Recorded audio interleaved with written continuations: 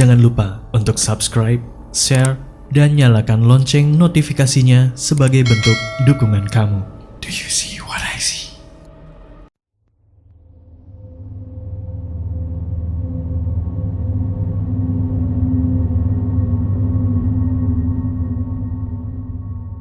Cerita kali ini kejadian saat kami tinggal di daerah Cawang, Jakarta Timur. Saat itu kami tinggal di lingkungan area yang lumayan sepi, seperti kayak gang-gang satu mobil. Tapi kebetulan gang kami gang 9, paling ujung dan paling sepi. Jadi kalau malam itu lewat dari jam 10 atau jam 11 itu udah kondisinya sepi, dan kebetulan hanya rumah kami yang halamannya luas, yang sering dijadikan kumpul teman atau tetangga-tetangga ayah saya. Kejadian bermula saat ayah saya mengambil lelangan mobil dari salah satu bank di Jakarta. Ayah saya membeli lelangan mobil tersebut sangat-sangat murah sekali. Mobil minibus Hijet 1000 kalau tidak salah, warna biru.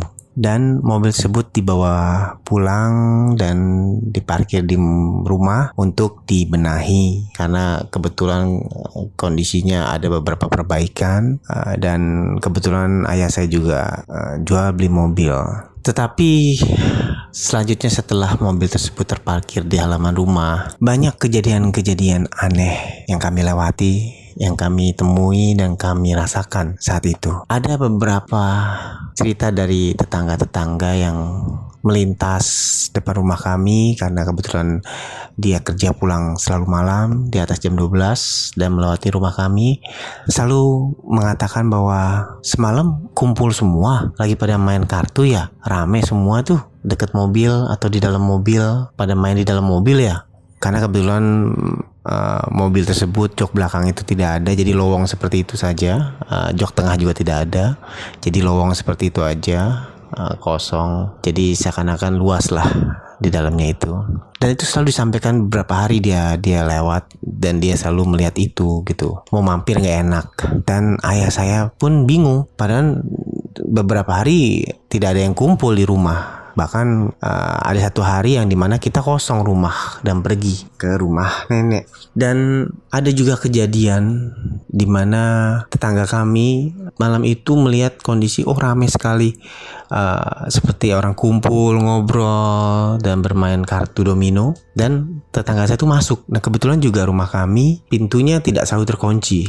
Jadi tetangga pun juga, karena memang rumah kami sebagai tempat atau base camp buat tetangga-tetangga lainnya, karena ayah saya sering kumpul-kumpul, sering ngobrol-ngobrol dengan tetangga untuk di rumah kami. Nah dia masuk dan ikut nimbrung di keramaian tersebut. Tapi setelah beberapa saat dia tersadar bahwa ternyata di sekelilingnya itu bukan manusia, yang dia temui adalah pocong semua. Dan seketika itu dia lari tunggang langgang, dan besoknya menemui ayah saya dan bercerita seperti itu.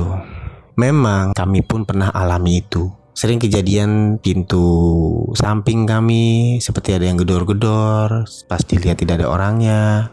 Bahkan pegawai kami pun yang tinggal di rumah itu suka ada yang tarik, ada yang mengusir untuk keluar tidur di kamarnya semenjak mobil itu datang. Dan ternyata malamnya mereka bereaksi, seakan mengamuk, bahkan membanting pintu, jendela, dan membuat kegaduhan yang tidak tahu usul asalnya dari mana. Itu terjadi sepanjang malam. Dan mobil itu bergerak, bergoyang sendiri, seakan-akan digoyangi malam itu. Dan kami seketika juga berdoa bareng-bareng sekeluarga dan memanggil beberapa kawan-kawan atau tetangga-tetangga ayah saya untuk sama-sama berdoa dengan kondisi itu malam itu. Dan akhirnya malam itu kita lewati sampai esok harinya kami memutuskan untuk membersihkan mobil tersebut semuanya bersama beberapa tetangga. Dan ternyata pada saat dibersihkan, dibongkar, diteliti semua dalamnya, di bemper depan tangga kami menemukan potongan jari salah satu kelingking di bemper depan. Dan sudah dipastikan bahwa mobil tersebut pernah menabrak orang ataupun sesuatu hal yang terjadi di mobil tersebut. dan masih ada percikan darah di balik bemper tersebut yang belum hilang dan belum tercuci bersih. Dan akhirnya ayah saya memutuskan untuk mengembalikan mobil tersebut ke bank tersebut untuk dititipkan di halaman di halaman gedung kantor bank tersebut. Dan itu kejadian yang memang sangat-sangat membuat kami takutan karena gangguan-gangguan itu nyata setelah mobil itu hadir dan terparkir di dalam rumah kami. Bahkan tetangga-tetangga kami pun mengalami hal yang sama, mengalami keseraman-keseraman dan kejadian-kejadian yang gak masuk akal setelah mobil itu terparkir di halaman kami.